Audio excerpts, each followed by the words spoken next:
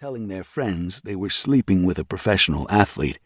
He still had the build, and although he greatly preferred his present circumstances, it was comforting to know that if they failed him, he could take up where he left off. He looked around for wood to knock, but found none. Even the logs in the log cabin kit were plastic. "I got a good relationship with my ex," the man said. "She could shake a lot more out of me if she knew everything I was in. If I give this to my kid and he gets glue and shit in his hair, she might get pissed off enough to take another look. So build it with him. Call it a bonding experience, excuse the pun. I can't spend that much time with the whiny little son of a bitch." The man returned the box to the shelf. "Why'd you pick this place? Riverwalk not public enough for you?" "That's the idea. If you want to attract attention, set up a midnight meet in the park. What you got?" The black man turned his back on a woman browsing nearby, drew a doubled-over manila envelope from an inside breast pocket, and held it out. Davis didn't take it.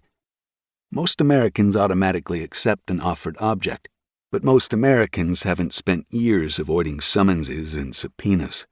He asked what was in the envelope. "Medical report on Jackson. He fractured his ulna in a pickup game day before yesterday." "What's that? That thing in your throat?" "That's the uvula. The ulna's a bone in your forearm." "They scratch him?" "They don't know about it, and he ain't telling them. He didn't go to the team doctor. He was on the DA list most of last season, and he don't want to get traded. He's starting Sunday." "Who says?" "The guy that got me the report. You going to question that?" "I question everything but the pregame show. Any x-rays?" "He risked a burglary beef just getting the report. Anyway, you can fake x-rays. This has the doc's signature." "Yeah, like you can't fake that." Davis took the envelope and tapped the man's chest with the end. "If Jackson snaps a 100-yard pass Sunday, I'm looking for you, your guy, and the doc." Yeah. Just remember me when he fumbles." Davis slid the envelope inside his blazer. "Get your kid the John Wayne video. It'll keep him busy 3 hours.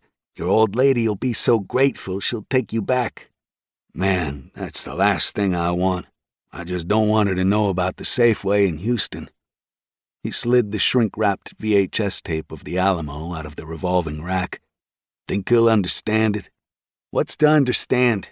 It's the Duke." A small crowd had gathered in the courtyard to hear the lecture.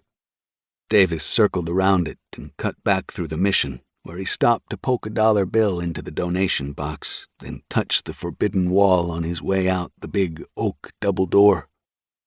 The air outside was thick and hot and smelled of the river. When he'd first arrived from Chicago, accustomed to the wind shaving off Lake Michigan and the abrupt changes of season, he thought he'd never get used to the heat, but he'd acclimated quickly. It had helped that returning east was not an option. He'd slept with the wrong not-quite widow, gotten careless and sold the same bogus shares to 2 investors who know each other, made a couple of other miscalculations that had taken the shine off Lincoln Park and the Sears Tower. In the end, it had been a good thing. He liked Westerns and really was proud of Texas's history, and it was comforting not to have to change his address every few weeks. And no one begrudged a bookie his profit, or at least not seriously enough to do anything more about it than question his parentage. That was okay, because he really was a bastard and a son of a bitch. He had the birth certificate and the ironing cord scars to prove it. He'd parked his bottle green Jaguar on Crockett, down the block from the Minger Hotel, where Teddy Roosevelt had sipped ginger beer in the mahogany-paneled bar and recruited Rough Riders for the war with Spain.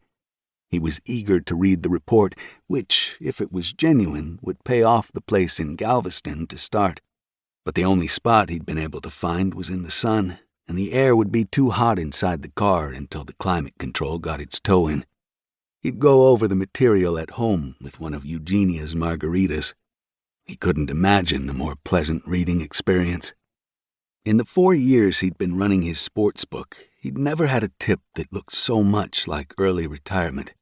Inside information of that type was the philosopher's stone in his business.